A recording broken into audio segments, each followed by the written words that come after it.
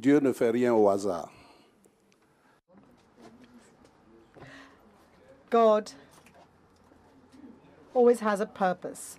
I am African, I come from Côte d'Ivoire, and I'm speaking right after the mayor of Lampedusa. And I would like to take this opportunity to express my solidarity to the mayor of Lampedusa and congratulate her for all that she is doing, and I think she deserves a tribute from us all. I would have given her 5 minutes of my time so that she could have expressed herself fully, because the fact that I am speaking right after her is an significant thing indeed. It is God's will, and I would like to thank for this opportunity. Let me move on to my presentation on the city of Abidjan. Abidjan is the center of economy, and we have witnessed the effects of climate change and of modern slavery. And this aspect is of great concern to our government. The city of Abidjan has seen its population increase significantly in these years. And the government has identified a number of initiatives with a view to implementing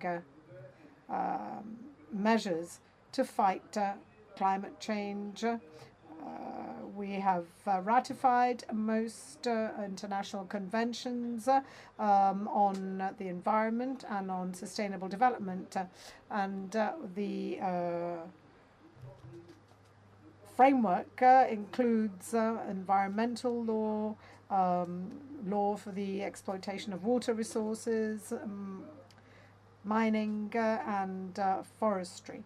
We have adopted and enforced these laws, and we have implemented a number of decrees. There is one of particular significance, a decree that requests that all companies undergo environmental impact assessment before any activity is allowed. And we have also put in place a monitoring team in order to ensure that environmental impact assessment is carried out. And following the pressure of our governor, we have invited the government to issue a decree based on the polluter pays principle. We also have a decree on the auditing and monitoring of classified plants and industries.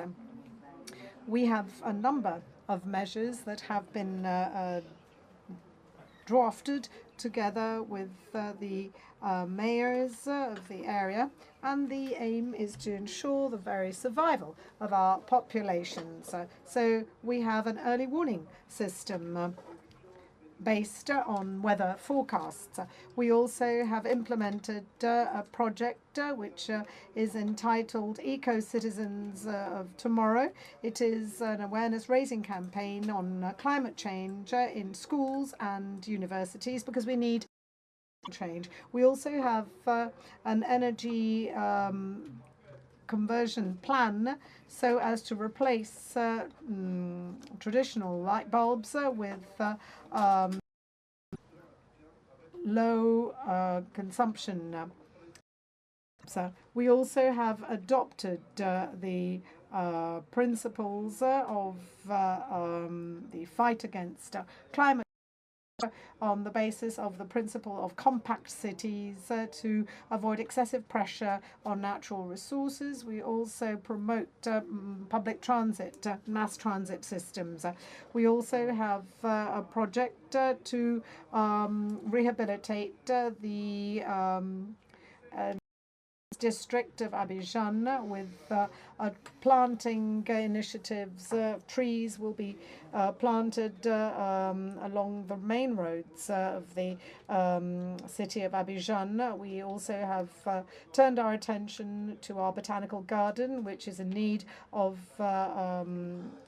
support. We also have designed a green belt around the city. We're creating green areas along the talwegs.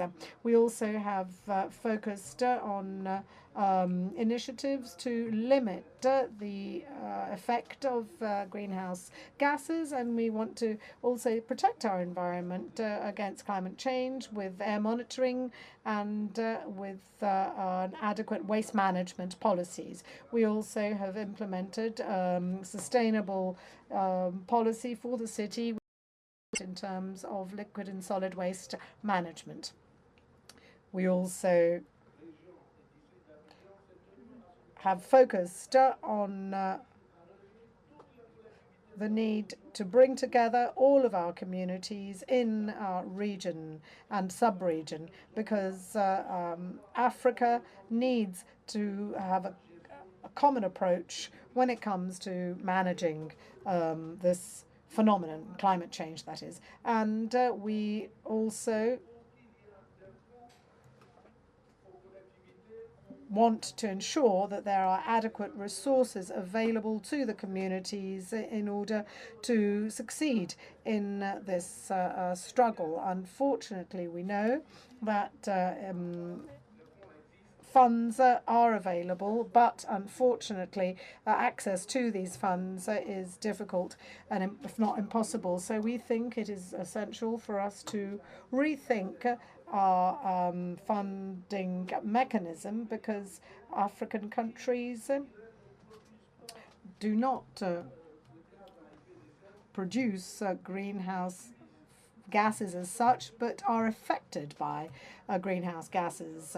We are therefore suffering on account of the effects of this. And obviously we have to also comment on the linkage between global warming and modern slavery, because we know that there is drought and this brings people to flock to the larger cities, and this is true of Abidjan. And this process then in turn triggers a range of consequences, given the presence of these who are ready to accept anything. Our founding father said, a hungry man is never free. And when one is not free, obviously one is like a ship adrift. And we therefore want to ensure that there be solidarity amongst us. Well, there should be no distinction between those in the north and those in the south. Those who are knowledgeable, those who can contribute, must do so and must give their support to those who are suffering, because our ecosystem, as we know, has changed, has been transformed. As one of the professors said, global warming knows no boundaries. We know that all of the initiatives that will be implemented require support, and this is why I would like to pay a tribute to the mayor of Paris, Anne Hidalgo, who has invited our network of French-speaking mayors to come together so as to make a common contribution. And Abidjan supports all of these initiatives, and God, who has brought us all here, will hopefully to continue to watch over us, and our hope is that we will be victorious in this struggle. Thank you very much for your kind attention.